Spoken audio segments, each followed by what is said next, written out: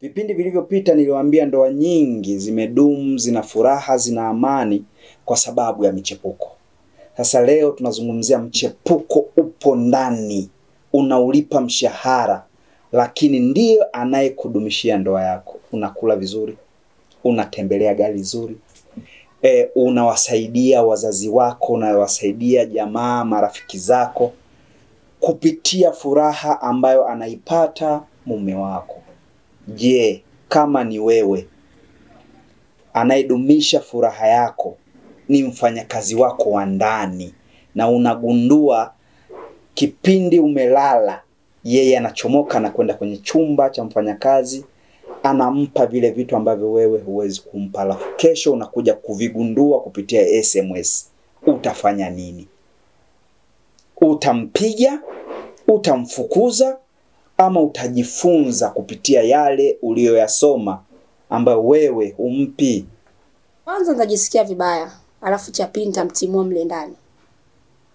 Okay. Siwezi kuchangia mume wangu mimi na mdada wa kazi. Unadhani kumtimua kwako ndio kutatua ile tatizo? Sio kutatua, lakini namtoa kwanza mle kwa sababu asiwe karibu. Kama atafanya kwao huko mbali, ila sio mle ndani kwangu. Kuna makosa mengi yamekuwa yakifanyika kwenye maisha ya mahusiano ya ndoa. Hivi ni kitu gani ambacho mume wako akikutamkia tu we mahusiano yako yanafikia ukomo? Mwanaume akikutamkia najuta kuwa na wewe, aiza akasema nimekuchoka, hajamaanisha eti nimechoka tabia moja. Hapo anakuwa anamaanisha tabia nyingi sana, na vitu vinakuwa vipo vingi ambavyo anamaanisha. Nimekuchoka, aiza sikutaki. Yaani hapo unajua mahusiano yanakuwa yameisha kabisa moja kwa moja. Kwa mfano ikitokea mume wako hakuridhishi kama alivyokuwa akikuridhisha ex wako, ni nini utakachokifanya kwa mume wako ili tu uipende ndoa yako? Kwa sababu kutokuridhika kunaweza pengine kukateteresha ndoa yako. Ni nini utakachokifanya? Kwa mwanaume kitu ambacho hakipendi, cha kwanza, pale unapomwambia uniridhishi kitandani, yaani hapo mahusiano yanakuwa yanakufa moja kwa moja. Hamna sijui vya vikao wala nini. Kwa hapo itabidi tu uwe tunamchiti mume wako. Hiyo wewe utamchiti, lakini si kumwambia mume wangu niridhishi, kwa sababu ukimwambia hivyo itaonekana ni tusi ambalo linaweza kupelekea wewe kuachika. Kwa hiyo dawa yake ni kumtafutia kidumu. Kipindi yule mfanyakazi wako yupo ndani anachepuka na mume wako akiwa hapo hapo, lakini unapata matumizi yote, unapata furaha, una amani kwenye ndoa yako. Alafu baada ya yule mfanyakazi kuondoka, furaha imekuwa imepungua, kuwahi kurudi kwa mumeo nyumbani kumetoweka. Wewe unadhani hiyo hali utaitatuaje, kurudisha ile hali ya zamani?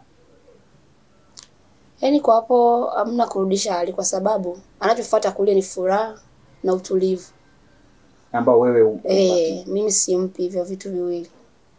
Tulikuwa na dada Eliza. Kwa majina naitwa Eliza Daniel. Ni mkazi wa Kigoma. Naishi mtaa wa Ngenda. Dada Eliza kafunguka kwa mapana, kafunguka kama mwanamke ambaye anawabeba nyuma wanawake wenzake. Jitahidi kujipima uwezo wa kwako na huyo mwenzi wako unaingia naye kwenye maisha ya ndoa. Je, mnawezana, mnaendana? Na ukija kugundua kwamba uwezo ni sawa afu baadaye akaanzisha mahusiano, basi ujue kuna vitu ambavyo umeregeza. Kuna vitu ambavyo umepunguza ama umeacha kabisa kumpa. Na akikwambia huja juu. Wakati mwingine anaweza kuwa anahitaji chakula ama maji ya kunywa, anakuambia mke wangu naomba maji ya kunywa. Kama kuna mtoto ama mfanyakazi unamwambia wewe fulani hebu mletee babako maji au mletee shemeji yako maji. Sio kitu kizuri. Alimuona mfanyakazi lakini akakupa thamani wewe, ile thamani ambayo umeshindwa kuitumia vizuri, na badala yake unaihamisha. kwa mfanyakazi wako wa ndani. Kwa hiyo akihamisha upendo hajafanya kosa, kwa sababu wewe ndio ulianza kuhamisha ule upendo wako kwa mfanyakazi wako wa ndani. Leo ya kwangu ni hayo, hadi wakati mwingine. Ukiona una chochote cha kuandika, andika. Basi usisahau kusubscribe YouTube channel yetu. Hadi wakati mwingine tena, alamsiki.